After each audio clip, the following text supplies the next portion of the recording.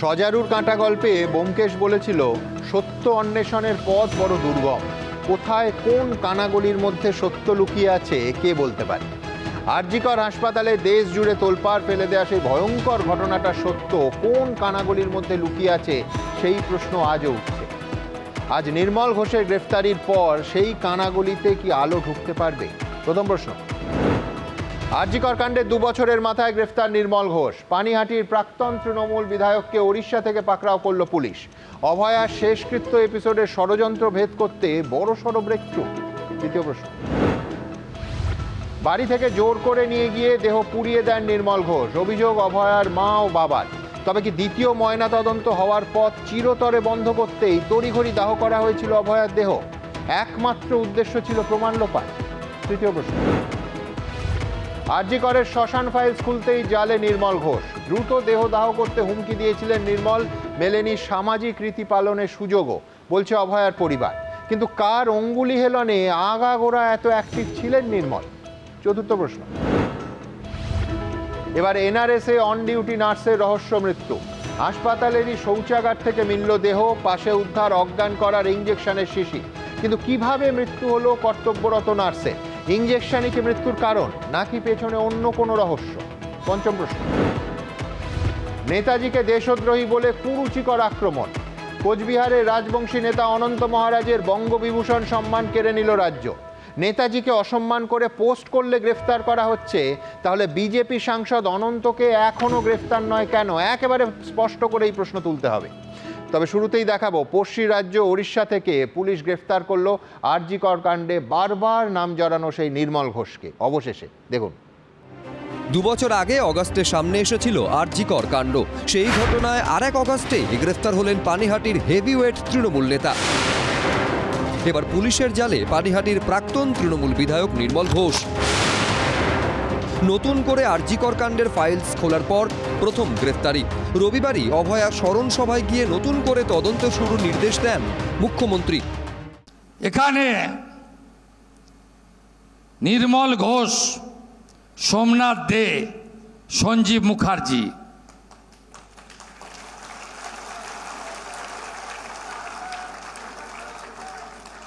এই 3 জন এই কাণ্ড করেছেন।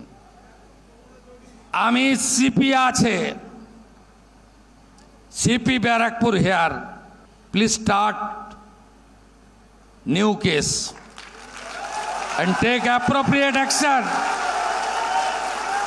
অভয়া বলিনি, অভয়া বলিনি, অভয়া বলিনি। আমার লিমিটেশনের মধ্যে আমি কমিটেড, আমি কমিটেড, আমি কমিটেড। এরপর সোমবার এফআইআর করে খড়দা থানা। নতুন করে দায়ের হওয়া এই এফআইআরে পানিহাটির প্রাক্তন তৃণমূল বিধায়ক নির্মল ঘোষের বিরুদ্ধে তাড়াহুড়ো করে দেহ পুড়িয়ে দেওয়া সহ একাধিক অভিযোগ তোলে নিহত চিকিৎসকের পরিবার।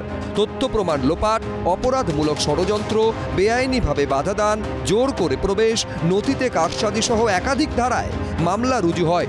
এই এফআইআর দায়েরের 3 দিনের মধ্যে ওড়িশা থেকে নির্মল ঘোষকে গ্রেফতার করল খড়দা থানা ও ব্যারাকপুর কমিশনারেটের গোয়েন্দা বিভাগ। অনেক আগে গ্রেপ্তার হওয়ার কথা ছিল। হ্যাঁ, করেনি এমন কোনো পাপ নেই, করেনি এমন কোনো নোংরামি নেই। যদি দোষ করে থাকেন 100% শাস্তি হবে। নির্মল ঘোষ যদি দোষ করে থাকেন সিবিআই এতদিন অ্যারেস্ট করেনি কেন? 2024-এর 9 অগস্ট আরজিকর মেডিকেলে এমার্জেন্সি বিল্ডিংয়ের সেমিনার হল থেকে তরুণী চিকিৎসকের দেহ উদ্ধার হয়। শুরু থেকেই পানিহাটির তৎকালীন তৃণমূল বিধায়ক নির্মল ঘোষের বিরুদ্ধে মারাত্মক অভিযোগ তুলেছিল নিহত চিকিৎসকের পরিবার। 2 বছর পর অগস্ট মাসেই গ্রেফতার হলেন প্রাক্তন তৃণমূল বিধায়ক নির্মল ঘোষ। এই যে নির্মলবাবু এতদিন ধরে খুল্লা ঘুরে বেড়াচ্ছিলেন এত কিছুর পরেও, সেটাও একটা অদ্ভুত ব্যাপার। এইবারে দেখতে হবে যে সোমনাথ দে আর সঞ্জীব মুখোপাধ্যায় এবারে তারা কোথায় যাবে এবং কিভাবে থাকবে, কোথায় কোথায় গেছে, প্রভাবশালী যোগ তাদের জন্য কতটা কি হবে সেটা আমরা দেখতে হবে। পুলিশের কাজ করবেন, প্রশাসনের মতন এগোচ্ছে। বলতে পারবো না সেদিন এক্সাক্ট মানে কি হয়েছিল। বাবার সাথে তো ভাবে কখনো ক্লিয়ারলি কথা বলা হয়নি যে কি হয়েছিল বলো, তাকে তো আমরা কোয়ারি করতে পারি না। শুক্রবার ব্যারাকপুর আদালতে পেশ করা হবে নির্মল ঘোষকে। সমীরণ পাল, ময়ূখ ঠাকুর চক্রবর্তী, এবিপি আনন্দ। আবার ভীষণ প্রিয় উপন্যাস কালবেলাতে সমরেশদা লিখেছিলেন, সব থেকে বড় সত্যিগুলো মানুষ সব থেকে বেশি আড়াল করতে চায়, কারণ সত্য প্রকাশ হয়ে পড়ার ভয়টা মিথ্যের থেকে অনেক বেশি। ভেবে দেখুন, অভয়া মামলাতেও এই কথার থেকে বড় সত্য আর হয় না। একটু ভেঙে বলি, অভয়ার ক্ষেত্রে তড়িঘড়ি সমস্ত নিয়মকে বুড়ো আঙুল দেখিয়ে সূর্যাস্তের পরে ময়নাতদন্ত হলো এবং তড়িঘড়ি বাবা মায়ের কাছ থেকে কেড়ে নিয়ে দেহটা সৎকার করে দেয়া হলো। সে কাজ করলো নির্মল ঘোষ আর তার বাহিনী। কিন্তু আসল প্রশ্ন হলো, কেন? পরিবারের যখন স্পষ্ট দাবি দেহ দ্বিতীয়বার ময়নাতদন্ত করতে হবে, তখন নির্মল ঘোষ অ্যান্ড কোম্পানি দাঁড়িয়ে থেকে চোখের নিমেষে দেহ পুড়িয়ে দিল। কেন? কি লুকোতে? এটা যদি বৃহত্তর ষড়যন্ত্র নিয়ে প্রথম প্রশ্ন হয়, তাহলে দ্বিতীয় প্রশ্নটা আরও অনেক বড়।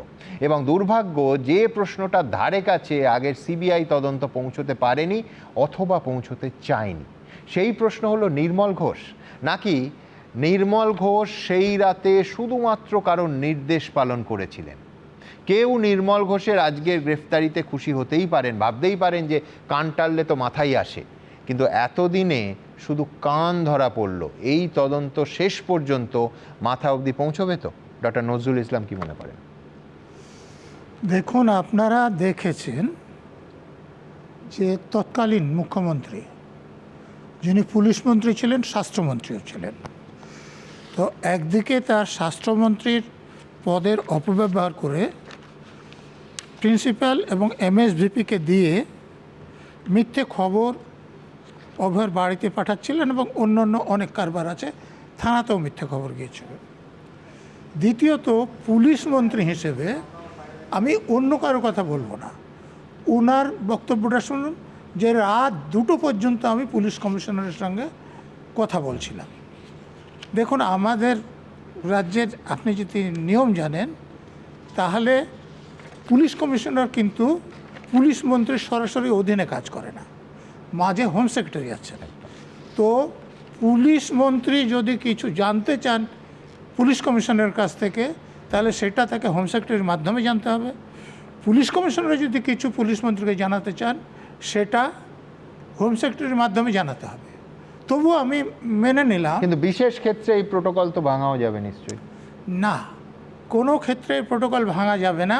কিন্তু আপনি যেটা বলছেন, আমি ধরে নিলাম যে এত জরুরি প্রয়োজন ছিল যে একবার পুলিশ মন্ত্রী অথবা পুলিশ কমিশনার ফোন করলেন, কিন্তু তার জন্য কি রাত 2টো পর্যন্ত কথা বলা অনুমোদিত? অর্থাৎ যিনি স্বাস্থ্যমন্ত্রী হিসেবে নির্দেশ দিচ্ছিলেন, পুলিশ মন্ত্রী হিসেবে নির্দেশ দিচ্ছিলেন, মুখ্যমন্ত্রী হিসেবে প্রমাণ লোপাটের কাজ করছিলেন, নির্মল ঘোষ দাবার একজন বোড়ে মাত্র। তিনি মুখ্যমন্ত্রী তথা পুলিশ মন্ত্রী তথা স্বাস্থ্যমন্ত্রী যেটা করতে বলেছেন সেটা করেছেন মাত্র। আপনি নিজেও বললেন জাস্ট ফলোইং দ্য অর্ডারস। হ্যাঁ, তবে বেআইনি অর্ডার ফলো করা অপরাধ, অতএব সেই জন্য নির্মল ঘোষের সাজা হবে।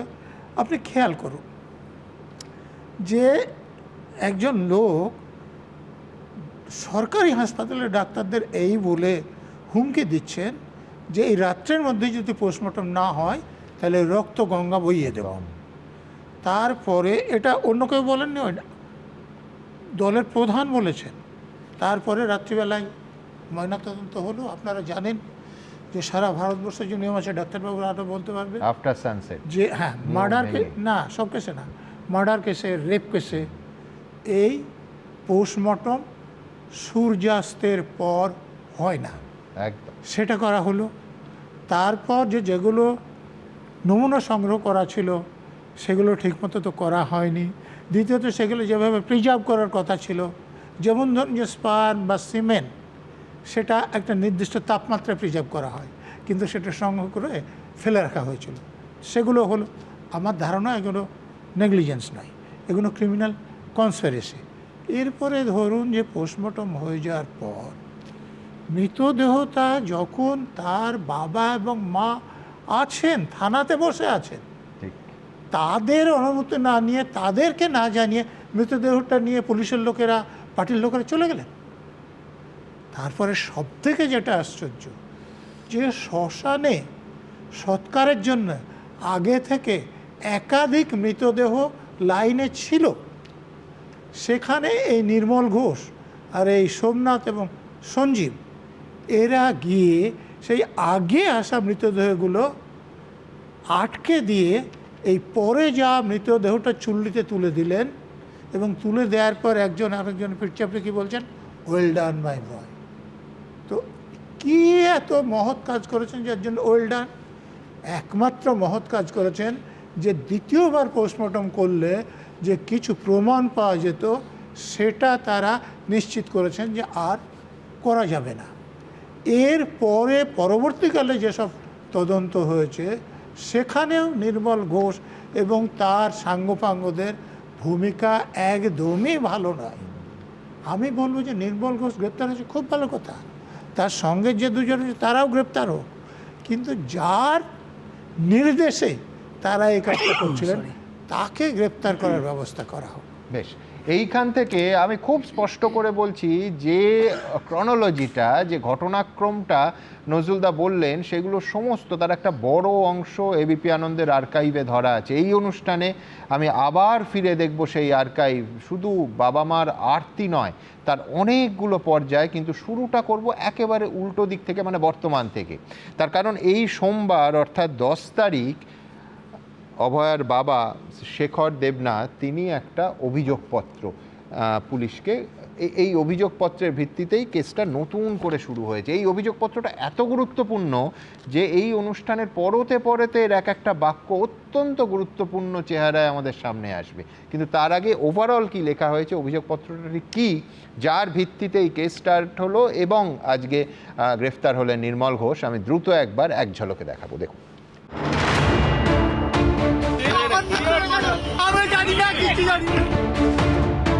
কখনো তাকে দেখা গেছিল শববাহী গাড়ির পাশে, কখনো শ্মশানে। আরজিকর কাণ্ডের পর নিহত চিকিৎসকের মৃতদেহ প্রায় ঝড়ের গতিতে বাড়িতে নিয়ে চলে যাওয়া এবং তারপর তড়িঘড়ি শ্মশানে নিয়ে তা পুড়িয়ে দেওয়া। এই অভিযোগের শুরু থেকে যার নাম জড়িয়েছে তিনি পানিহাটির তৎকালীন তৃণমূল বিধায়ক নির্মল ঘোষ। যে নির্মল ঘোষ, সোমনাথ দে এবং সঞ্জীব মুখার্জি, এরা দ্রুত নিয়ে আমার মেয়ের দেহটাকে পুড়িয়ে দেওয়ার ব্যবস্থা করেছে। নিহত চিকিৎসকের বাবার যে অভিযোগপত্রের ভিত্তিতে পুলিশ সোমবার এফআইআর করেছে, সেখানেও নির্মল ঘোষের বিরুদ্ধে মারাত্মক সব অভিযোগ তোলা হয়েছে।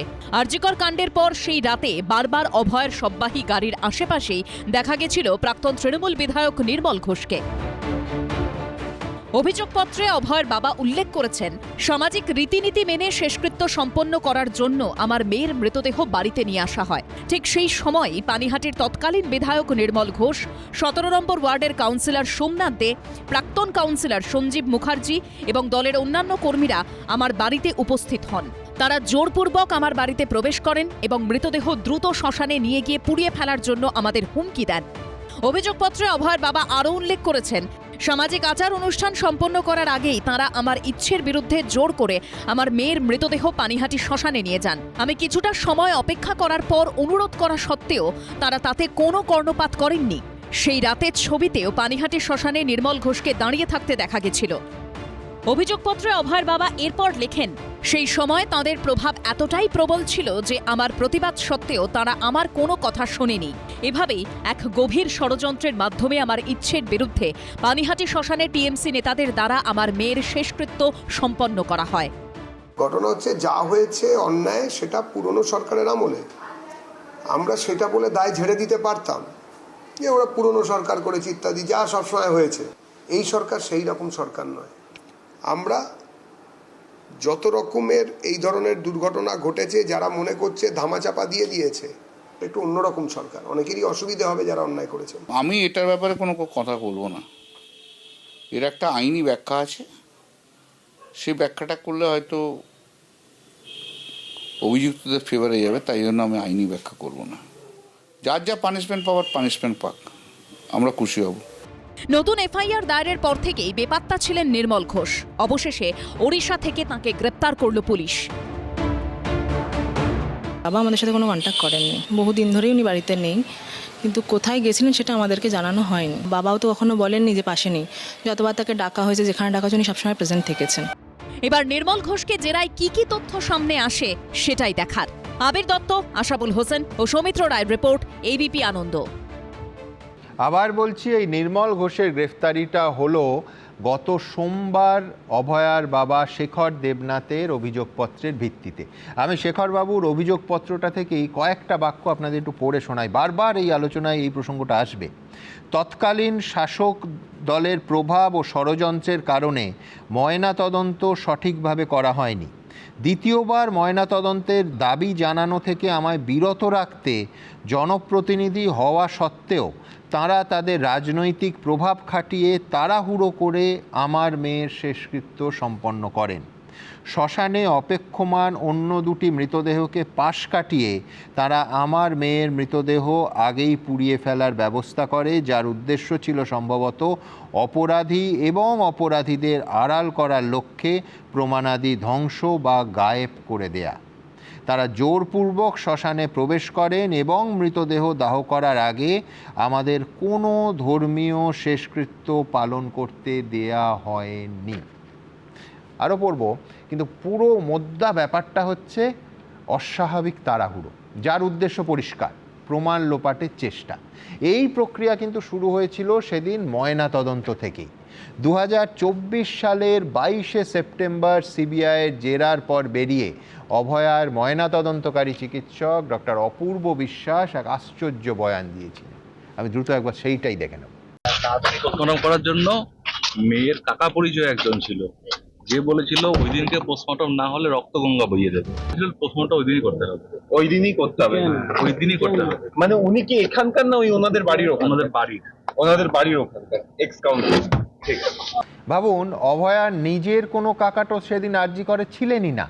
অভয়ার মা এবং বাবা ছিলেন কার্যত হাসপাতালের ঘরবন্দি। তাহলে এই কাকাটিকে প্রাক্তন কাউন্সিলর সঞ্জীব মুখোপাধ্যায়। সঞ্জীব মুখোপাধ্যায় কি সেদিন বলেছিলেন যে ওই দিনই ওই সময়ই পোস্টমর্টম না হলে রক্তগঙ্গা বইয়ে দেবেন? এইখানেই বারবার আসছে আজ গ্রেফতার হওয়া নির্মল ঘোষের নাম। শুধু তাই নয়, এই তৃণমূলের টিম অভয়ার মা এবং বাবাকে, মানে রত্নাদেবী এবং শেখরবাবুকে, একটা সাদা কাগজে সই করিয়ে নেওয়ারও চেষ্টা করে। এই কথা তারা প্রথম বলেছিলেন যখন এই স্টুডিওতে দ্বিতীয়বারের জন্য তারা এসেছিলেন। এই চেয়ারে, অনিকেত যেখানে বসে আছে সেই চেয়ারে বসেছিলেন। কি বলেছিলেন সেদিন দেখুন। সোমনাথ দে ঢুকলো হসপিটালে, আমার সঙ্গে কোনো কথা বললো না, এবং সে এমএলএকে নিয়ে, নির্মল ঘোষকে নিয়েই ঢুকেছিল। তারা প্রিন্সিপালের সঙ্গে 1.5 ঘন্টা ধরে মিটিং করছে। ওই টাইমে আমাকে আবার কিছু ছেলে পেলে, আমি জানি না কলেজে কারা ছিল, তারা আমাকে জোর করে ধরে নিয়ে প্রিন্সিপালের ঘরে চলে যাচ্ছিল। তখন আমার অন্য যারা রিলেটিভ ছিল তারা আবার জোর করে আমাকে ছিনিয়ে আমাকে টানাটানি হচ্ছিল প্রিন্সিপালের ঘরে নিয়ে যাওয়ার জন্য। কি উদ্দেশ্য ছিল তাদের তখন? এবং একটা সাদা কাগজও নিয়ে এসেছিল, সাদা কাগজে সই করার চেষ্টা করেছিল তারা। কিন্তু যাদের আমি দেখে নিয়েছিলাম তারা কিন্তু তৃণমূলপন্থী সবাই নেতা। দেখুন, আপনারা জানেন যে জয়ন্ত নারায়ণ চট্টোপাধ্যায় এখন হাইকোর্টে এই অভয়া মামলাটা লড়ছে এবং এই প্রত্যেকটা উত্তর না পাওয়া প্রশ্নের উত্তর খুঁজছে। আজ নির্মল ঘোষের গ্রেফতারি সত্যি কতটা সত্যি সামনে আনতে পারবে বলে জয়ন্ত তোমার মনে হয়?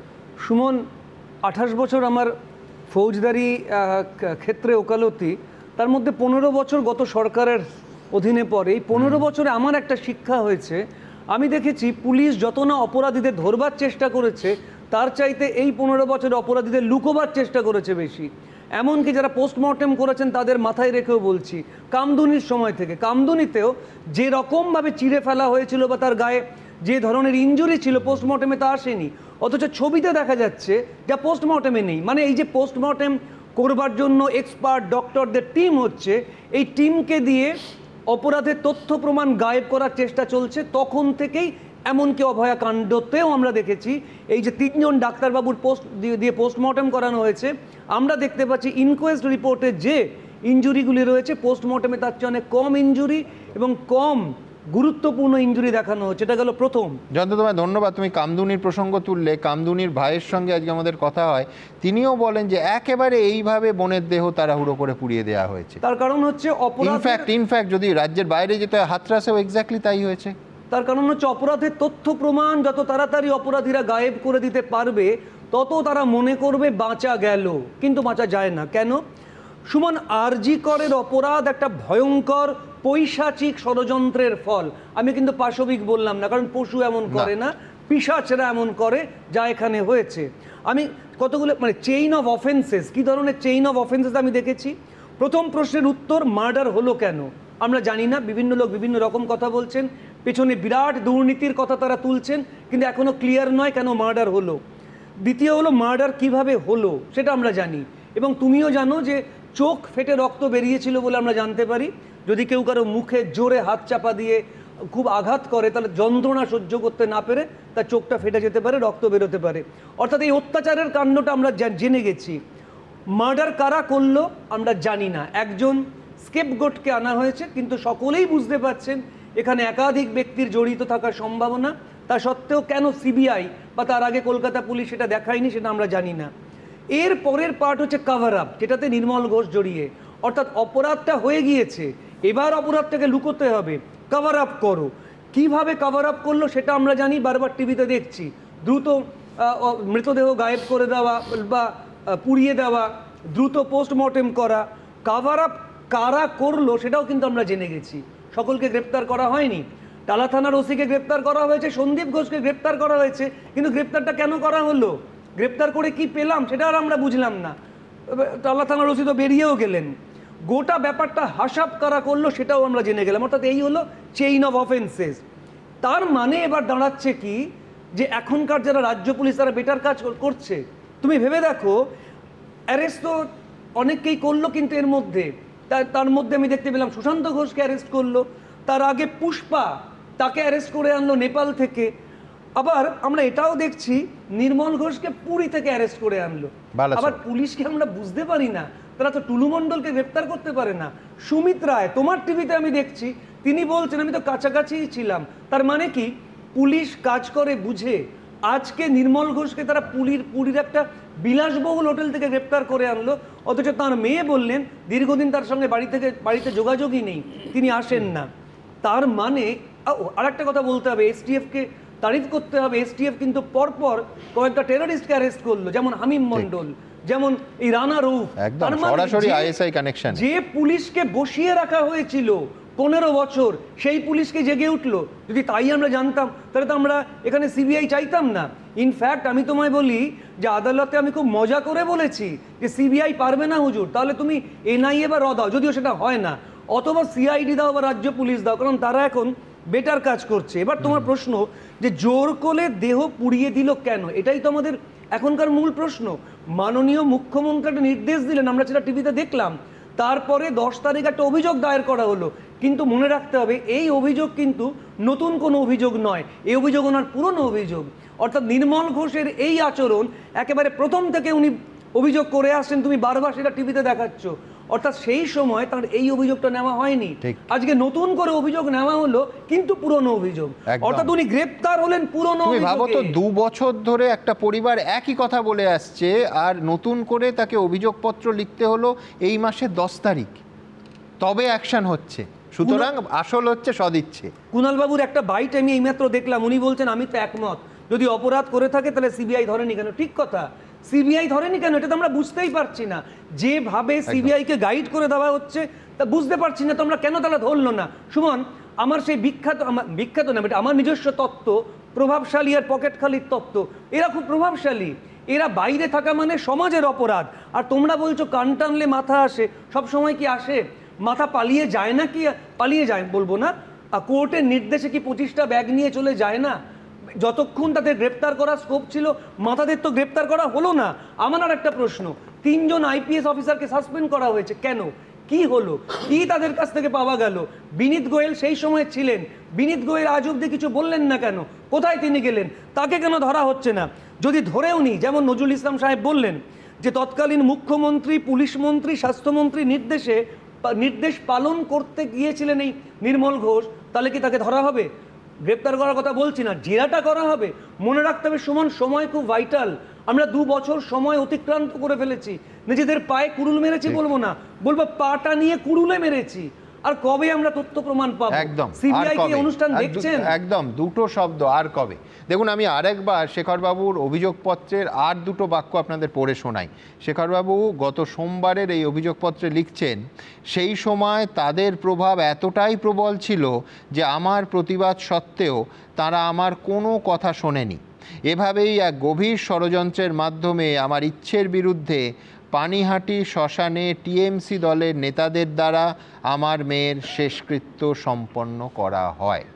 সেদিন এই ঘটনা যখন ঘটছিল, অর্থাৎ 9ই আগস্ট 2024, আগাগোড়া এবিপি আনন্দ লাইভ সম্প্রচার করছিল।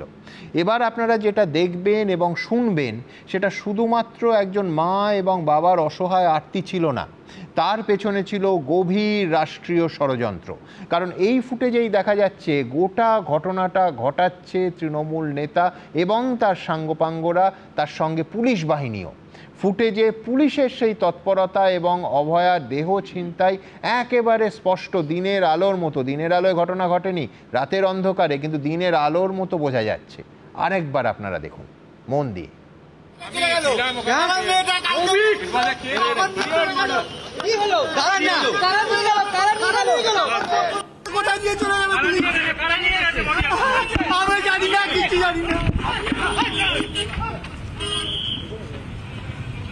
দেখুন না কি করছে, পুলিশ কি করছে আমাদের, পুলিশ আমাদের কিভাবে অত্যাচার করছে, পুলিশ আমাদের কিভাবে অত্যাচার করছে। ওই দেখুন, ওই দেখুন, দেখুন দাঁত দেবে এখানে, চার চার সরিয়ে দেবে এখান থেকে।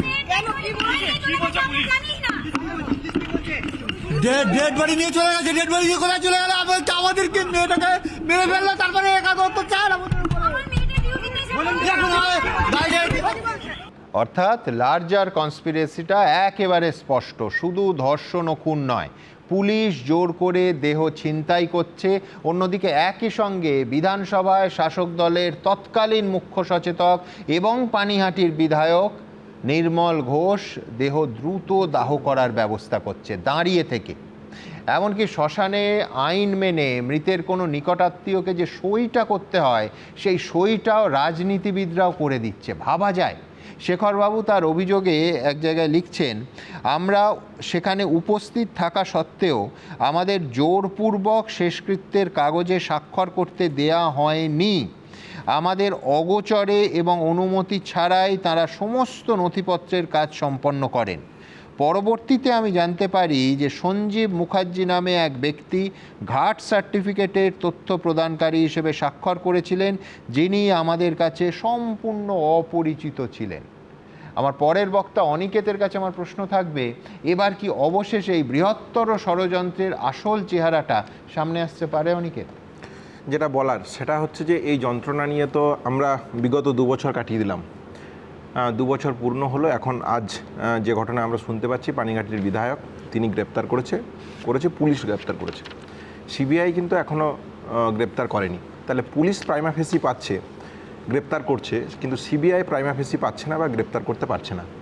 এটা একটা অদ্ভুত রসায়নের জায়গা। তাহলে দেখুন, বৃহত্তর ষড়যন্ত্রের কথা আমরা বারবার বলেছি। আমাদের মূলত দুটো জিনিস, 3টে জিনিস রাখতে চেয়েছি, যে একাধিক ব্যক্তি ঘটনায় জড়িত, এদেরকে অ্যারেস্ট হওয়া উচিত, এভিডেন্স টেম্পার এবং ইনভেস্টিগেশন হাসাপ হয়েছে, সিবিআই তার প্রাইমারি চার্জশিটে পরিষ্কারভাবে বলেছে সাপ্লিমেন্টারি চার্জশিট দেওয়া উচিত। 3 আইপিএসকে সাসপেন্ড করেছেন, এই 3 আইপিএসকে সাসপেন্ড করেছেন তদন্তের গাফিলতির জন্য। তাহলে তাদেরকে নিয়ে প্রাইমারি রিপোর্ট কি আসছে, কি ভাবছেন তাদেরকে নিয়ে, তাহলে তাদেরকে তদন্তের আওতায় আনবেন, শাস্তি দেবেন কি দেবেন না। আজকে নির্মল ঘোষ অ্যারেস্ট হয়েছে, সেদিনের কথা যদি সুমন আমরা মনে করে দেখি, 9 আগস্টের ঘটনা, তাহলে যখন ডেড বডি বেরিয়ে যাচ্ছে তখন ওই কলেজের প্রিমিসাসের CP Vineet Goel, additional CP, DC north, পুলিশের অসংখ্য কর্তা ব্যক্তি, স্বাস্থ্য ভবনের কর্তা ব্যক্তি, মেডিকেল কাউন্সিলের কর্তা ব্যক্তি, তৃণমূলের ছাত্রনেতারা সবাই প্রেজেন্স আছে।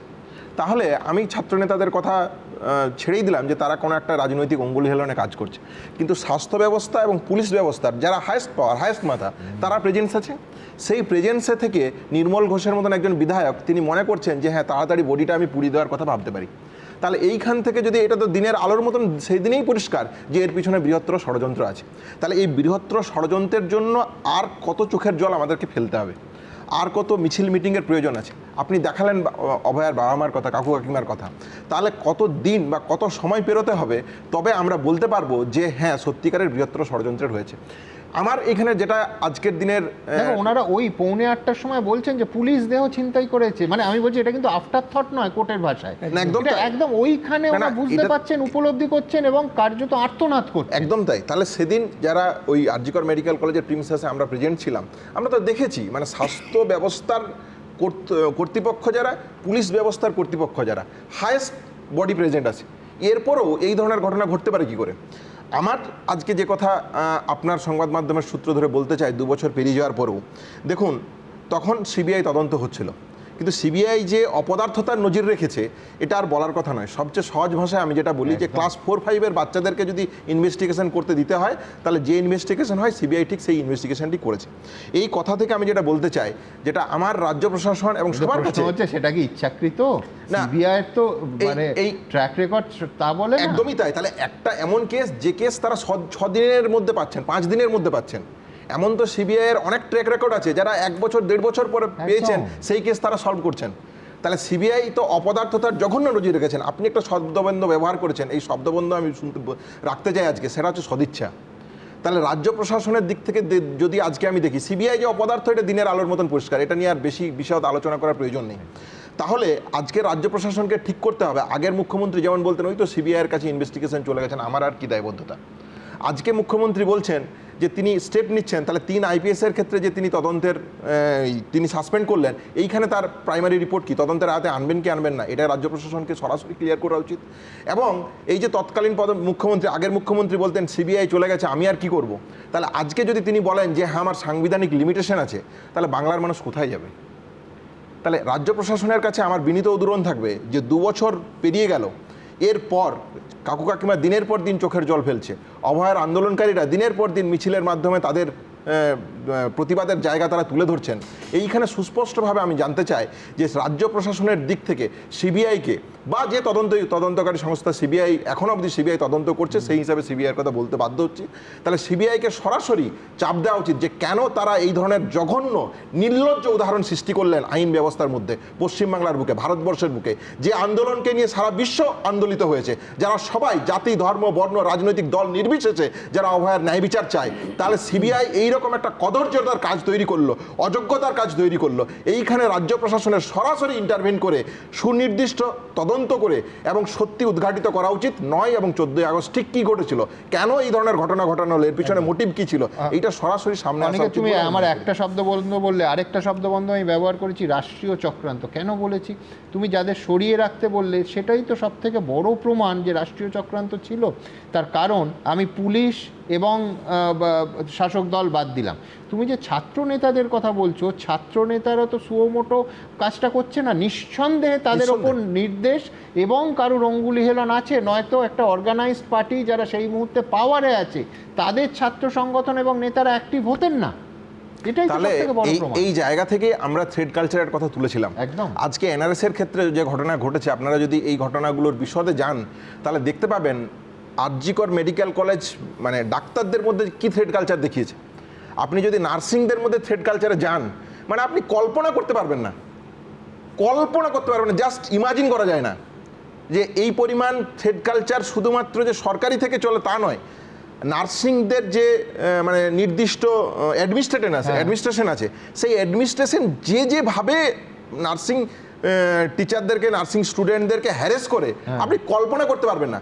আজকে স্বাস্থ্যমন্ত্রী এনআরএসে গিয়েছেন, তিনি যদি নার্সিং স্টাফদের সাথে বসেন বা বিভিন্ন যারা আছে নার্সিং স্টাফদের সাথে আলোচনায় বসে, কি অমানবিক কার্যকলাপ অ্যাডমিনিস্ট্রেশনের পক্ষ থেকে নেওয়া হয় এবং যেই পরিকল্পনা স্বাস্থ্য ব্যবস্থাকে কেন্দ্র করে আসে চাপিয়ে দেওয়া হয় শুধুমাত্র এই নার্সিং স্টাফদের উপর, দিনের পর দিন এই বার্ডেন। ফলে আপনারা আরজিকর মেডিকেল কলেজ কেন্দ্র করে থ্রেড কালচারের মধ্য দিয়ে অভয়ার ঘটনা শুনেছেন, আপনারা যদি পরে রিপিট হচ্ছে এনআরএসে, তুমি যা বলছো, আমি বলছি যে এই খুনের বা আত্মহত্যার পেছনে বা অস্বাভাবিক মৃত্যুর পেছনে কি আছে আমরা জানি না, কিন্তু আমি বলছি এইটা যদি হয় তার মানেটা একটাই, ব্যাধিটা সারেনি না, একদমই সারেনি, বরঞ্চ মানে সামগ্রিকভাবে পুরো সিস্টেমটাকে কবজা করে গেছে। এই অনুষ্ঠানে আমি এনআরএস প্রসঙ্গেও আসবো, কিন্তু তার আগে আপনাদের সামনে যেটা রাখবো সেটা হচ্ছে পানিহাটি শ্মশানের কর্মী, ওই সববাহী যে গাড়িটা ছিল যে ফুটেজে দেখলেন তার চালক, তারা কি বলছেন, ঠিক যেখান থেকে এই তদন্তে কার্যত স্পিন অফটা হয়েছে সেইখান থেকে দ্রুত আপনাদের দেখাবো যে তারা আজকের দিনে দাঁড়িয়ে কি বলছেন, তখনই বা কি বলেছিলেন, কি হয়েছিল সেই রাতের ঘটনা দেখুন। আরজিকর কাণ্ডে অবশেষে গ্রেপ্তার পানিহাটির প্রাক্তন তৃণমূল বিধায়ক নির্মল ঘোষ। তড়িঘড়ি কেন অভয়ের মৃতদেহ পুড়িয়ে দেওয়া হয়েছিল? কি লুকোতে সেই রাতে অতি সক্রিয় হয়ে উঠেছিলেন নির্মল ঘোষ ও তার বাহিনী? কাদের নির্দেশে কাজ করছিলেন তারা? এসব প্রশ্নের উত্তর কি এবার সামনে আসবে? কারণ সেই রাতে শববাহী গাড়ির আশেপাশে যাকে কার্যত সেঁটে থাকতে দেখা গেছিল, নিহত চিকিৎসকের বাড়ি এবং তারপর শ্মশানে যার অতি সক্রিয়তা ঘিরে সন্দেহ তৈরি হয়েছিল, তিনি পানিহাটির প্রাক্তন তৃণমূল বিধায়ক নির্মল ঘোষ। শ্মশান কর্মীর মুখেও শোনা গেছিল সেই কথা। কাউন্সিলর এমএলএ এরা সব ছিলেন, পুলিশও ছিল, তারপর আগে দুটো বডি ছিল। ওটা তো ঠিক আছে, যে ঠিক আছে ওটা আগে হয়ে যাক। এরা সোমনাথ দে আর নির্মল ঘোষ এরা ছিল। দেহের শেষকৃত্যের জন্য কি পরিমাণ তাড়াহুড়ো করা হয়েছিল তা স্পষ্ট হয়েছিল শববাহী গাড়ির চালকের কথাতেও। আগে থেকে ওদের চালা সব রেডি ছিল, মানে ওনাদের মানে ডাক্তারদের বাড়ির লোকের যে চালা রেডি ছিল আগে থেকে। ব্যবস্থাপনা কি পুলিশ করে রেখেছে? হ্যাঁ, এটা বলতে পারবো না। আমরা ওখানে গিয়ে প্রচুর পুলিশ ছিল। ওখানে গিয়ে আমি আধ ঘন্টা ছিলাম শ্মশানে, পানিহাটি শ্মশানে। রিলিজ হয়ে যাওয়ার পরে আমাকে টেচার রিটার্ন করে দেয়, আর আরও অফিসার ছিল, কাউন্সিলর ছিল। তো আমি আর পয়সা কারোর থেকে চাইনি, কেন ভিড়ভাড়টা থেকে আমি বেরিয়ে যাচ্ছিলাম। পুলিশ এসে দৌড়ে এসে আমাকে টাকা দিয়ে গেছে। এই নিয়ে চাঞ্চল্যকর দাবি করেছিলেন নিহত চিকিৎসকের বিশেষ বন্ধুও। আগে তো অন্য একটা গাড়ি করে শবদেহবাহী গাড়ি এবং কাকু বেরিয়ে যায়, এবং তখন গিয়ে দেখি যে প্রচুর পুলিশ ঘিরে রেখেছে ওই যেখানটা ক্রিমেশনের যে জায়গা। তারপরে যখন সমস্ত হয়ে যায়, আমরা যখন বেরোই তখন দেখি জায়গাটা অনেক ফাঁকা হয়ে গেছে। তখন কেউ কীভাবে আসবে বুঝে উঠতে পারে না। রাজ্যে বিজেপি সরকার আসার পর খুলেছে আরজিকর কাণ্ডের ফাইল। 3 আইপিএস অফিসারকে সাসপেন্ড করা হয়েছে। সিবিআই এর পূর্বাঞ্চলীয় যুগ্ম অধিকর্তা রাজেশ প্রধানের নেতৃত্বে 6 সদস্যের একটি তদন্তকারী দল আরজিকর মেডিকেল কলেজে যায়। 2 দিন পর পানিহাটি শ্মশানেও যায় তদন্তকারী দল। এবিপি আনন্দ। দেখুন, আজ রাজ্য সরকার যে কাজটা করছে অভয়ার বাবার নতুন অভিযোগপত্রের ভিত্তিতে, সেই কাজটা তো করার কথা ছিল আসলে সিবিআই। আপনাদের মনে থাকবে, কলকাতা হাইকোর্টের তৎকালীন প্রধান বিচারপতি টি.এস. শিবজ্ঞানম শুনানির প্রথম দিনই এই মামলার তদন্তভার সিবিআইয়ের হাতে তুলে দেন। যে মুহূর্তে তৎকালীন প্রধান বিচারপতি শোনেন যে অভয়ার মা এবং বাবাকে 4 ঘন্টা বসিয়ে রাখা হয়েছিল এবং মেয়ের দেহ দেখতেও দেয়া হয়নি, সেই মুহূর্তে তিনি সরকারি আইনজীবীকে পরের পর প্রশ্ন করতে শুরু করেন। অভয়ের মা এবং বাবার তরফে আইনজীবী সেদিন ছিলেন বিকাশ রঞ্জন ভট্টাচার্য। আমরা সেদিনও বলেছিলাম, আজও বলছি, যে কোনো মামলা শুনানির প্রথম দিনই সিবিআই তদন্তের আর্জি মেনে সিবিআই তদন্তের নির্দেশ কলকাতা হাইকোর্টের নজিরের নিরিখে যথেষ্ট বিরল একটা ঘটনা। কিন্তু আমাদের দুর্ভাগ্য যে আদালতের তরফ থেকে দফায় দফায় এই রকম ভরসার মূল্য কিন্তু দিনের শেষে সিবিআই রাখতে পারেনি। শ্রমিক ভট্টাচার্য, শুভেন্দু অধিকারী সহ বিজেপির নেতারা একাধিকবার প্রকাশ্যেই সে কথা স্বীকার করেছেন। হ্যাঁ, হয়তো বেটার লেট দ্যান নেভার, কিন্তু এখন তো অন্তত নতুন করে আরজিকর ফাইলটা খুলল। কিন্তু বিমলদা কি মানবেন যে ইচ্ছে হোক বা অনিচ্ছায় সিবিআই প্রথম রাউন্ডে বিস্তর সময় নষ্ট করেছে এবং ন্যায় বিচার দিতে কার্যত ফেল করেছে? বিমলদা। না সুমন, আমি এখানে সিবিআই এর প্রতিনিধি হয়ে আসিনি। সিবিআই আমাকে তাকে হয়ে ডিফেন্ড করতেও বলেনি। আর সবচেয়ে বড় কথা, আমার একটা নীতি, আমি একটা রাজনৈতিক দল করতেই পারি, কিন্তু কেউ যদি ভুল করে তার সমালোচনা করা যাবে না, এই নীতিতে আমি বিশ্বাস করি না। সুতরাং সিবিআই ভুল করেছে, সিবিআই এর সমালোচনা হচ্ছে, আগামী দিনে হবে, তাতে আমার কোনো আপত্তি নেই। সিবিআই ঠিক করলে আর নতুন করে রাজ্য সরকারকে ফাইল তো খুলতেই হতো না। আমি কতগুলো সংশোধন করে দিই। একটা হচ্ছে যে মমতা বন্দ্যোপাধ্যায় যখন নিজে বিরোধী ছিলেন, তখন তিনি বোধহয় পাড়ার কুকুর মূল্যেও সিবিআই তদন্ত দাবি করতেন। সেই Mamata Banerjee for the first time যখন এই মৃত্যুটা ঘটলো, ধর্ষণ এবং মৃত্যু, তিনি নিজে বলেছিলেন রোববার অবধি দেখছি, তারপরে সিবিআই তুলে দিচ্ছি। মনে আছে? হ্যাঁ, একদম। তিনি প্রথম বললেন সিবিআই। আমার শুনে বিশ্বাস হয়নি। আমি দ্বিতীয়বার প্রশ্নটা করলাম যে আপনি বলছেন সিবিআইতে আপত্তি নেই, বলছেন হ্যাঁ আপত্তি নেই। আপত্তি নেই, উনি তুলে দিতে চাইছেন। এটা মানে খুবই প্রশ্ন করার মতো বিষয়। হঠাৎ করে তাঁর এই ভোর বদলটা কেন? এক। দ্বিতীয়, আমার তো মনে হয় এই ছোটোবেলায় যখন খবর কাগজ পড়তাম, খেলার পাতাটা পড়তাম, যখন কে কোন দলে নিয়োগ মানে মানে মোহনবাগান বা ইস্টবেঙ্গলের কিছু স্পটার থাকতো, রিক্রুটার থাকতো, তারা রিক্রুট করতো, এবং মোহনবাগানে ভালো রিক্রুটার, ইস্টবেঙ্গলে ভালো রিক্রুটার। আমার ধারণা প্রবাদ হয়ে গেছে, পশ্চিমবঙ্গের সবচেয়ে ভালো রিক্রুটারের নাম মমতা ব্যানার্জি। মানে বেছে বেছে এই যে সমস্ত মণিমাণিক্যকে নিয়ে এসছে না নিজের দলে, তাদের কাউকে এমএলএ, কাউকে পুরসভা, কাউকে পঞ্চায়েত দিয়েছে, এর জন্য মমতা ব্যানার্জিকে একটা পুরস্কার দেওয়া উচিত। মানে বেছে বেছে নির্মল ঘোষের মতো লোক সব জায়গায়, যারা এখন জেলে যাচ্ছে, কোমরের দড়ি দিয়ে নিয়ে যাওয়া হচ্ছে, প্রত্যেকটাই ওনার একেবারে স্পেশাল সিলেকশন। মানে এই যে একটা কথা আছে না, যিনি যেমন তার প্রাণের টানটিও তেমনি। এখন জানি না ওনার প্রাণের টানটি কেমন, তবে ওনার রিক্রুটেড যে জিনিসগুলো যা, এই যে নির্মল ঘোষ, আমি বলছি একটু দয়া করে তোমার মানে সাংবাদিকদের একটু পাঠিয়ে দাও, এই নির্মল ঘোষ রাজনীতিবিদ হওয়ার আগে তিনি কেন ওই স্টেশন চত্বরে ঘুরে বেড়াতেন, তার কিছু গল্প আছে, মুখরোচক গল্প, একটু খোঁজ নিয়ে আসে তো। উনি মহাপুরুষ ব্যক্তি, একেবারে মানে ওর ফটো রেখে পুজো করার কথা। আজকে তো গোটা ওখানে মানুষজন উল্লাসের বান ডেকেছে যখন এই লোকটাকে ধরে নিয়ে যাওয়া হচ্ছে। আর ওকে এরকম ভূত সাজিয়ে নিয়ে যাওয়ার দরকার ছিল না, মুখটা দেখানোর দরকার ছিল। তো ওই শ্রীমুখ দেখুক না লোকে, হয়তো বলা যায় না আবার উড়ন্ত চুম্বন ছুড়ে দেবে, সেই জন্য দেখিয়েছিলেন একবার কাকে সব চুমুটুমু ছুটছিল, এখন উড়ন্ত চুম্বন ছুড়ে দিতে পারে। ফলে এসব জিনিসকে মুখটা ঢেকে রাখা ভালো। আমার কথা এখানে স্পষ্ট কতগুলো। এক, সেদিন যা যা ঘটেছিল তার মধ্যে একটা বিষয় তো মৃত্যুর পরে, মৃত্যুর আগের তদন্তটা সিবিআই করছে বা পুলিশ করছে, সেটা অন্য বিষয়। মৃত্যুর পরে এই ডেড বডি নিয়ে গিয়ে পুড়িয়ে দেওয়া অবধি যে গোটা ঘটনা, সেটা বেশ প্ল্যান্ড ঘটনা।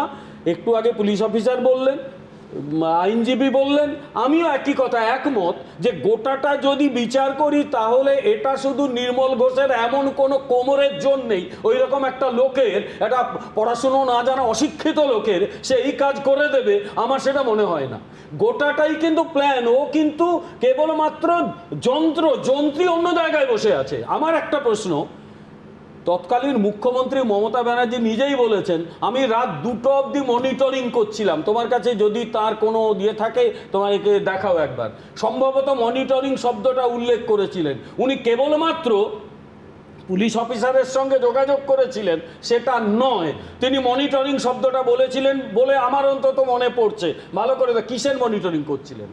যে কোনো বাচ্চা ছেলে জানে যে এই রেপ কেসে বা মার্ডার কেসে ডেড বডিটাকে পুড়িয়ে দিতে নেই, কারণ সেই ডেড বডি থেকে আবার তদন্তের প্রয়োজন হয়। আমরা এও তো দেখেছি অনেক ডেড বডি হয়তো 1 মাস মানে কবর দেওয়া হচ্ছে, সেখান থেকে আপনি আনিস খান সবথেকে বড় উদাহরণ এই রাজ্যে, তার কবর থেকে সেগুলো আবার দ্বিতীয়বার ময়না তদন্ত হয়, কারণ যারা ময়না তদন্ত করে তারা খুঁজে দেখার চেষ্টা করে কি ঘটেছিল, কিন্তু পুড়িয়ে ছাই করে দিলে সেই ছাই থেকে আর কিছু বোঝা যায় না। ফলে চক্রান্ত করে এটা পুড়িয়ে ছাই করা হয়েছিল, কারণ একটা বড় মানে বড় চক্রান্ত ধামাচাপা দেওয়ার চেষ্টা করা হয়েছিল।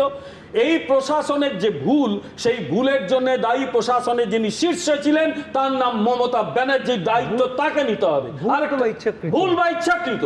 আর একটা কথা, আচ্ছা মুখ্যমন্ত্রী বললেও এই পুলিশ অফিসাররা মানলো কেন?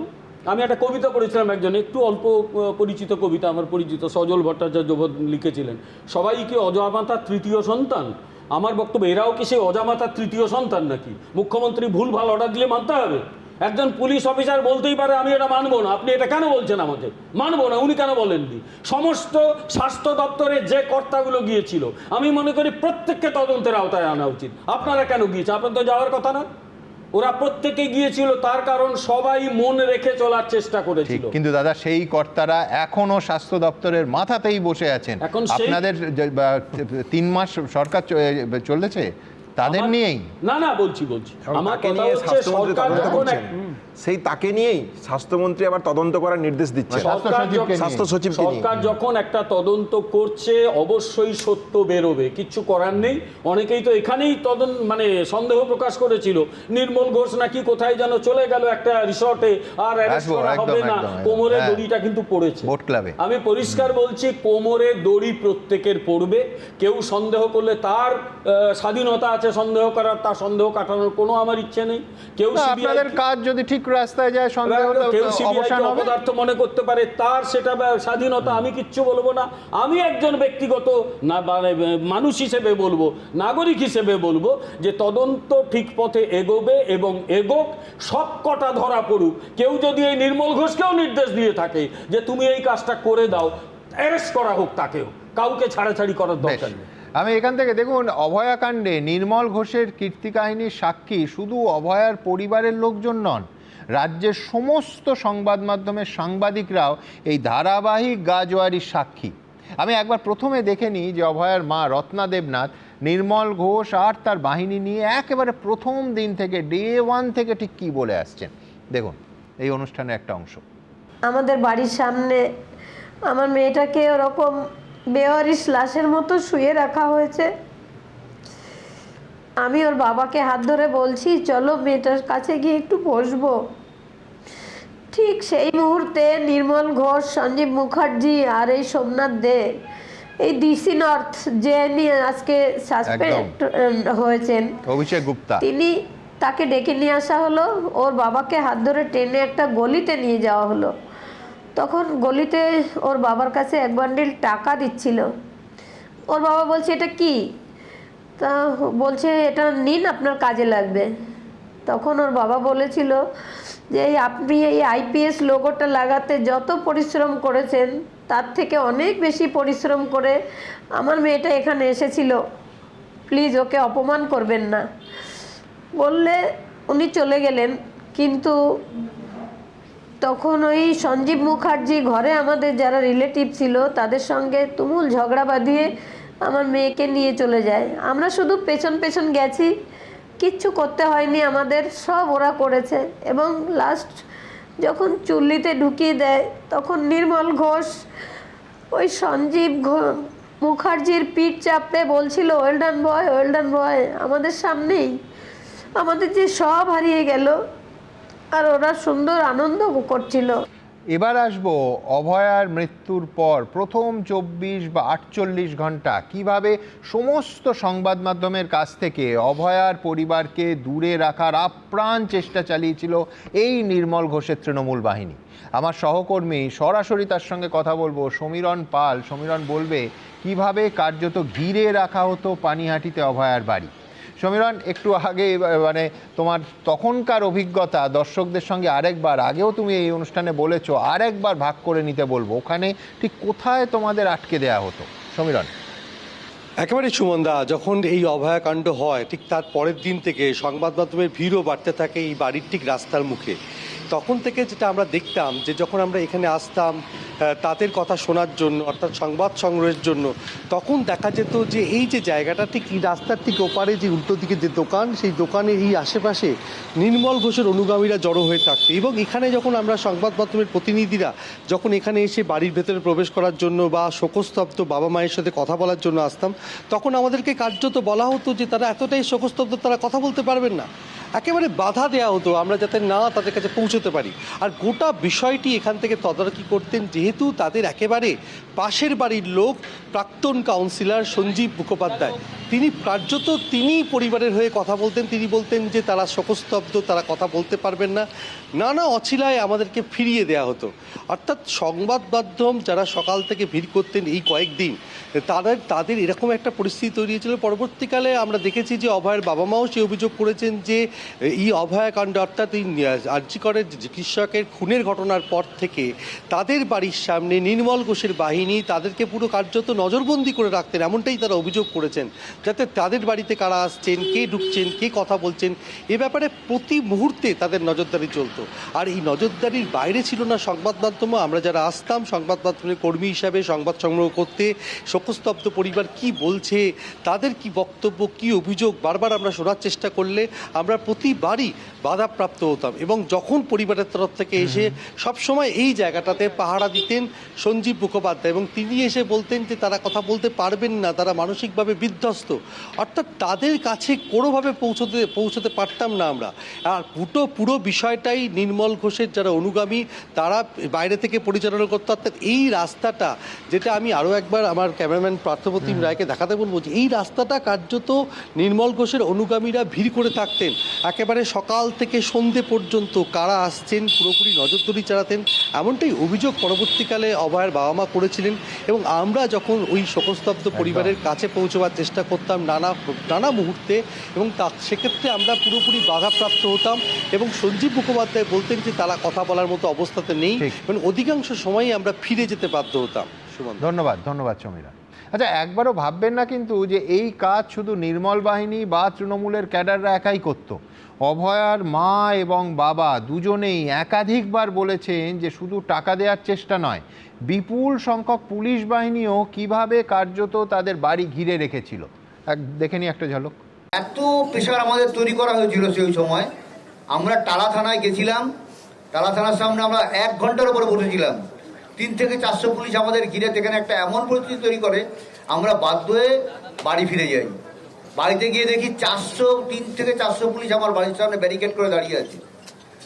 কিন্তু এই মতো অবস্থায় আমাদের আর কোনো কিছু করার ছিল না, বাধ্য হয়ে আমরা মেয়ের দেহ দাহ করতে বাধ্য হই।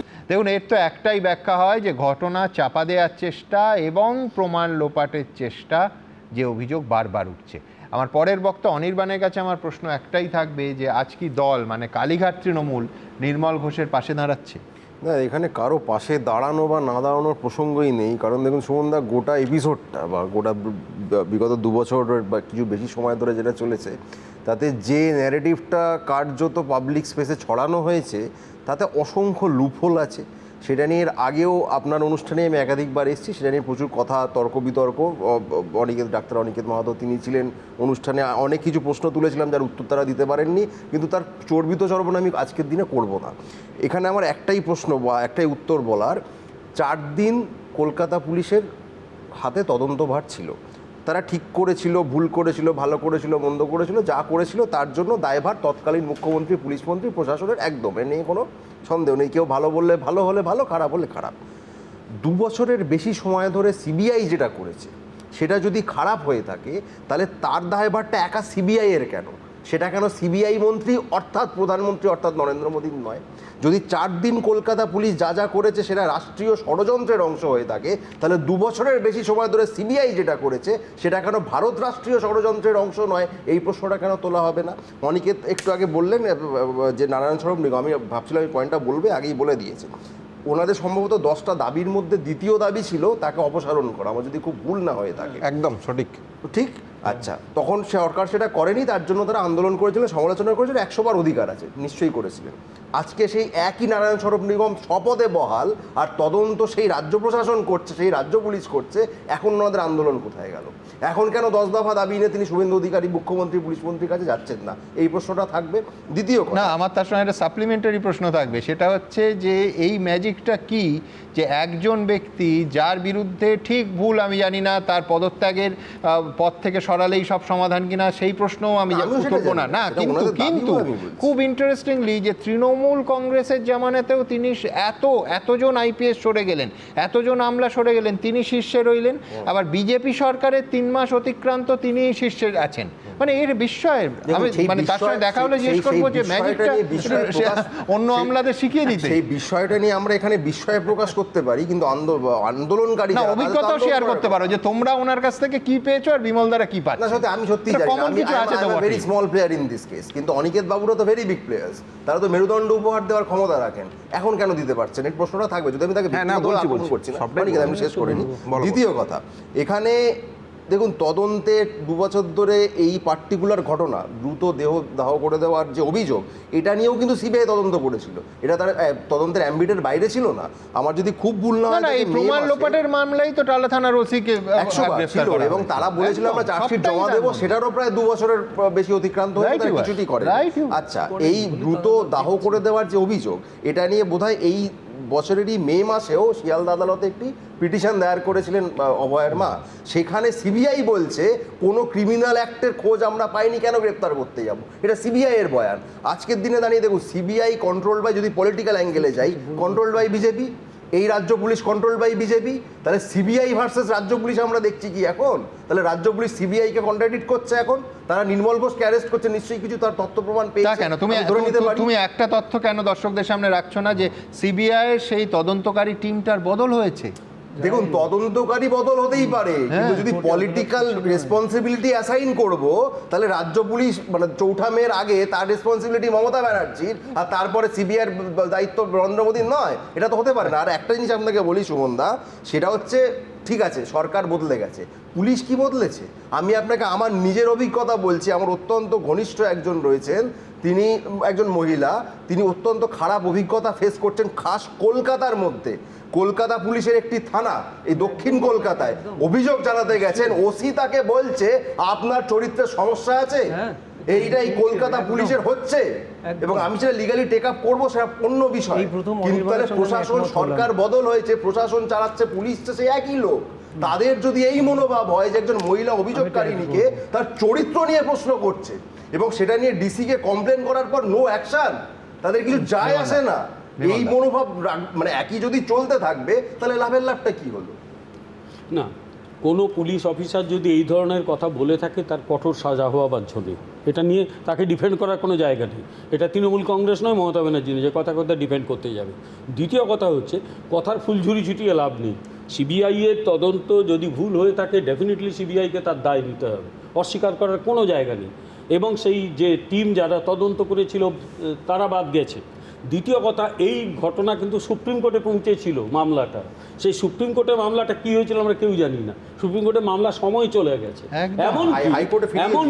এমনকি যে তদন্ত একজন লয়ারকে নিয়োগ করা হয়েছিল অভয়ার বাবা মা, তাকেই বাদ দিল, বলে একদম পারছে না, ওকে বাদ দিয়ে দাও। ফলে এই গোটা ঘটনার পরে অদ্ভুত ঘটনা সব রয়েছে, যে ঘটনাগুলোকে খুঁজে বার করা না। শেষটাও বলুন, যেদিন একটা রবিবার যখন এই ঐতিহাসিকভাবে বাংলার ইতিহাসে এই জিনিস হয়নি, ইস্টবেঙ্গল এবং মোহনবাগান সমর্থকরা অভয়ার ন্যায় বিচারের দাবিতে বাইপাসে নামলেন, রবিবার দুপুরবেলা সুও সুপ্রিম কোর্ট কেসটা নিজেরা সুও নিয়ে নিলেন। নেয়ার পর যখন ছাড়লেন সুপ্রিম কোর্টের প্রাক্তন প্রধান বিচারপতি চন্দ্রচূড় সাহেব, তিনি বললেন যে ওই যেটা লার্জার বিষয়টা ছিল, যে গোটা দেশের সমস্ত স্বাস্থ্য প্রতিষ্ঠানের যারা কর্মী, যারা ডাক্তারবাবু, যারা নার্স, যারা স্বাস্থ্যকর্মী, তাদের নিরাপত্তা, তাতে কমিটি তৈরি হলো, সব রাজ্যের প্রতিনিধি থাকলেন, শুধুমাত্র যে রাজ্যে অভয়ার ঘটনা ঘটেছে সেই পশ্চিমবঙ্গের একজন প্রতিনিধিও থাকলেন না। কিন্তু শেষ দিন চন্দ্রচূড় সাহেব বললেন এই কমিটি কি হলো, কি রিকমেন্ডেশন আমি জানলাম না, আমি হতাশ। তারপরে কি হলো? কলকাতায় হাইকোর্টে কেসটা ফিরে এলো, কিন্তু একবারও যারা তাকে হতাশ করলেন তারা কি শাস্তি পেলেন? আমরা অনেক কিছু প্রশ্ন পাই না। তার কারণ কেন তিনি নিলেন এবং কেন তিনি ছাড়লেন, আজও আমার কাছে অন্তত আমি দু লাইনে শেষ করি। তাহলে উনিও কি রাষ্ট্রীয় ষড়যন্ত্রের অংশ? না, সেটা তো রাষ্ট্রীয় ষড়যন্ত্র দ্বারা খুঁজে বেড়ায়, তারা খুঁজবে। যারা ভারত রাষ্ট্রের দিকে আঙুল তোলে তারা আমি শেষ করি। আমার কথাটা আমি বলি, সুপ্রিম কোর্টে কেন নিলেন, কেন ছাড়লেন, সেই প্রশ্ন করলে আবার আমাকে এখান থেকে জেলে পাঠিয়ে দেবে। ঠিক যেরকম কেন কেউ ছাড় পেয়ে যান, 25টা ব্যাগ নিয়ে বাইরে যান, জেলে যেতে হলে কিছু করার নেই। কেন কাউকে হঠাৎ করে বাইরে যাওয়ার অনুমতি দেওয়া হয়, তুমি আমি হলে অন্তত বাইরে যেতে পারবো কিনা সেটা আমি জানি না, সেগুলো প্রশ্ন করলে বোধহয় আমাদের জেলে পাঠানো হবে। ফলে এগুলো অনেক কিছু ঘটে, আমরা জানতে পারি না। যেটা জানতে পারি সেটা হচ্ছে, যেটা জানতে পারছি সেটা হচ্ছে একটা বৃহত্তর ষড়যন্ত্র। তৎকালীন সরকারের টপ টু বটম যারা ছিল তারাই ষড়যন্ত্রে যুক্ত, প্রশাসনের সঙ্গে যারা ছিল তারা যুক্ত, তাদের প্রত্যেককে খুঁজে বার করে তাদের শাস্তি দেওয়ার দরকার। আর সিবিআই এর কোনো কর্তা যদি ইচ্ছাকৃতভাবে তদন্ত ভুল পথে নিয়ে গিয়ে থাকেন, ডেফিনেটলি তাদেরও বিচারের মুখোমুখি হওয়া দরকার বলে আমি মনে করি। না, যে প্রশ্ন উঠেছে এই প্রশ্ন খুবই আজকের জন্য প্রাসঙ্গিক বলে আমি মনে করি। তাহলে নির্মল ঘোষ অ্যারেস্ট হয়েছে, আমি আশা রাখবো যে সিবিআই এই তথ্য দিয়ে শুরু করে 9 এবং 14 আগস্টের সত্য উদ্ঘাটন করতে চাইবে। কিন্তু যে জায়গাটাকে বারবার বলা উচিত এবং আমরা বারবার আন্দোলনের মধ্য দিয়েও বলেছি, যেটা হচ্ছে যে সুপ্রিম কোর্ট সুমোটো নিলেন। চন্দ্রচূড় সাহেব বললেন যে স্বাস্থ্য ব্যবস্থার আমূল পরিবর্তন তিনি করতে চাইছেন, সেই নিয়ে তিনি টাস্কফোর্স তৈরি করলেন। সেই টাস্কফোর্সের বর্তমান অবস্থা কি? সেই টাস্কফোর্সের তারপরের নেক্সট মিটিং কবে করেছে সেটা টাস্কফোর্স বলতে পারবে? বা সুপ্রিম কোর্ট, তাহলে সুপ্রিম কোর্ট সম্মান রেখেই বলছি, সুপ্রিম কোর্ট শুধুমাত্র সুমোটো নিয়েছিলেন এই আন্দোলনের তীব্রতা যাতে পশ্চিমবাংলা বা তার আন্দোলনকে একটা জায়গায় নিয়ন্ত্রণ করা যায়, একটা জায়গায় কন্ট্রোল করা যায়। তাহলে প্রথম যে প্রশ্নটা আসে, সুপ্রিম কোর্টের কি আদৌ সদিচ্ছা ছিল যে তারা ন্যায় বিচারটা দিতে চায়? সমস্ত স্তম্ভের প্রতি সম্মান রেখে এই কথা বলছি, এটা এক। তাহলে সুপ্রিম কোর্টও এই দায় এড়াতে পারেন না, সব রকম সম্মান রেখে সুপ্রিম কোর্টের সদিচ্ছা নিয়ে প্রশ্ন ছিল, তৎকালীন রাজ্য সরকারের সদিচ্ছা নিয়ে প্রশ্ন ছিল, শুভেন্দু অধিকারী সদিচ্ছার উপর কি তোমরা ভরসা রাখো? বলছি তো, শুনলেই বুঝতে পারবেন, দেখুন খুবই ভালো লাগবে। তাহলে যে প্রশ্নটা আমরা তখন করেছিলাম সেটা হচ্ছে এইটা, যে নির্মল ঘোষ এবং তৃণমূল এবং থ্রেড কালচার কি করেছে সেটা দিনের পর দিন প্রকাশ্যে আপনারা সংবাদ মাধ্যমে দেখতে পেয়েছেন। তাহলে আজকে সিবিআইয়ের প্রশ্ন উঠছে, আজকে সুপ্রিম কোর্টের প্রশ্ন উঠছে, টালা থানা, রাজ্য প্রশাসন, হসপিটাল, ইললিগাল অথরাইজ, এগুলো আপনারা দিনের পর দিন শুনে এসছেন। তাহলে সিবিআই তার দায় এড়াতে পারে না, বিজেপি নামক রাজনৈতিক দলও তার দায় কি এড়াতে পারে? তাহলে সেই প্রশ্ন তখন আমরা তুলেছিলাম, আজকেও আমরা তুলছি। মাননীয় মুখ্যমন্ত্রী যে কথা এই টিভি শোয়ের শুরুতেই আমি বললাম, যে সেদিন তৎকালীন মুখ্যমন্ত্রী মমতা ব্যানার্জি বলতেন যে সিবিআই চলে গেছে, আমার আর হাতে কিছু নেই। আজকে শুভেন্দু অধিকারী মহাশয় মাননীয় মুখ্যমন্ত্রী বলছেন যে আমার একটা সাংবিধানিক লিমিটেশন আছে। তাহলে এই ধরনের যদি উক্তি সদুক্তি থাকে, তাহলে অভয়ার ন্যায় বিচার কোথাও কানাগলিতে যেন হারিয়ে না যায়। তাহলে আমার যেটা প্রশ্ন সেটা হচ্ছে, একদিকে সিবিআই, একদিকে সুপ্রিম কোর্ট, একদিকে রাজ্য প্রশাসন, একদিকে লিমিটেশন, এইটা হচ্ছে একটা দিক। সাংবিধানিক লিমিটেশন কথাটা একটু ভুলভাবে ব্যাখ্যা করা হচ্ছে। তাহলে সাংবিধানিক লিমিটেশন তাহলে তিনি বলুন যে অভয়ার ভয় নাই, অভয়াকে ভুলিনি, এই কথা তিনি 100 বার বলতে পারেন, কিন্তু পরিষ্কার কথা বলছি একাধিক ব্যক্তি জড়িত। এর উত্তর দিন, 2 বছর পর আজ একাধিক ব্যক্তি কোথায় আছে? সিবিআই তদন্ত করছে তো, পুলিশ তদন্ত করছে তো। নির্মল একজন মুখ্যমন্ত্রী এটা মমতা ব্যানার্জি নয় যে সবকিছু বলবে, তাকে সংবিধান মেনে চলতে হয়। তাকে মমতা ব্যানার্জি নাকি এর মধ্যে মমতা ব্যানার্জি মুখ্যমন্ত্রী, সেই সাসপেন্ডের প্রাথমিক রিপোর্টটা কি? সেই সংবিধান মানে বলুন, সেই সংবিধান মানে কোথায় কোথায় বলতে পারে না। প্রাইমারি রিপোর্টে যে কোথায় তারা তদন্তে গাফিলতি করেছে কি আপনি জানেন? সুমনদা, আপনার চ্যানেল জানে, এই পশ্চিমবাংলার মানুষ জানে, হাইকোর্টের আইনজীবী জয়ন্তবাবু দাঁড়িয়ে আছেন, হাইকোর্টের সিবিআই বলছে এই নিয়ে কোনো প্রাইমারি রিপোর্ট জেনেছেন? তাহলে আমরা চাই না, আমরা পরিষ্কার একদম একদম আজকে গ্রেফতারটা আপনি কি নিজে তদন্ত কমিটির মেম্বার হতে চাইছেন না? সে ক্ষমতা আন্দোলনকারী হিসেবে আমরা প্রথম দিন থেকে শেষ দিন আমি দুটো একবার দেখাবো যে এই যে তাড়াহুড়োটা, বেশ বেশ এই তর্ক চলবে, ন্যায্য কারণেই চলবে, কিন্তু দ্রুত একবার দেখাবো। বেশ বেশ বেশ বেশ বেশ কিন্তু সেই দিন ঘড়ির ওপর আস্থা রাখেননি, তাড়াহুড়ো করা হয়েছে অভয়ার ক্ষেত্রে। দ্রুত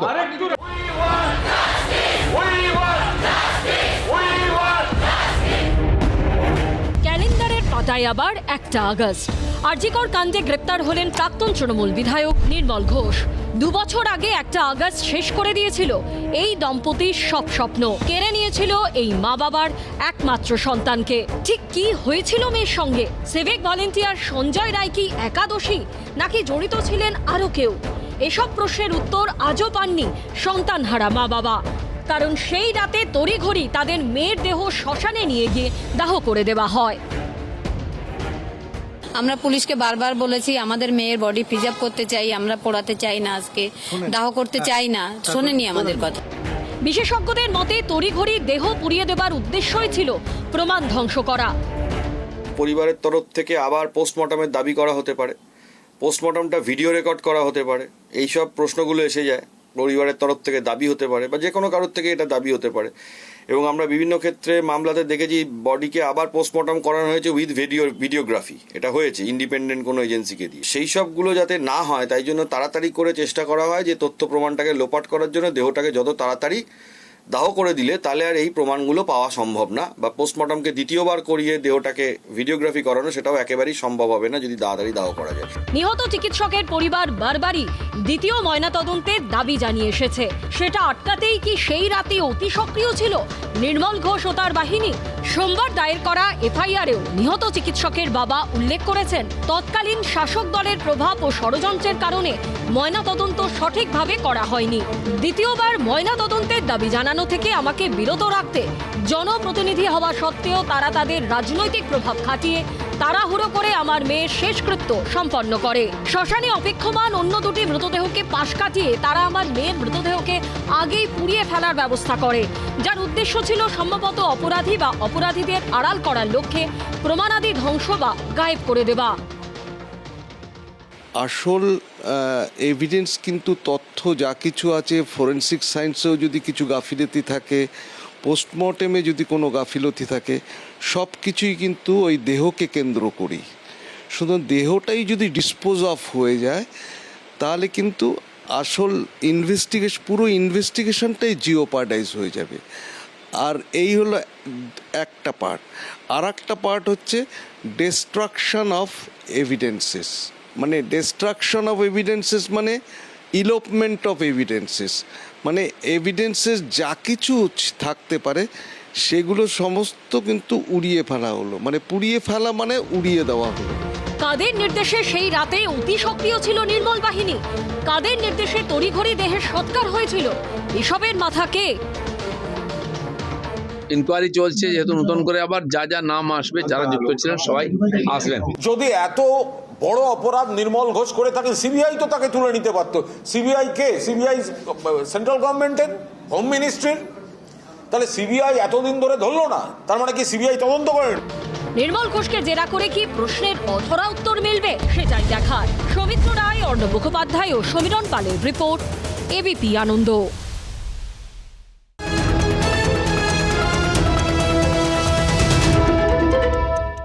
এবিপি আনন্দ, এগিয়ে থাকে, এগিয়ে রাখে।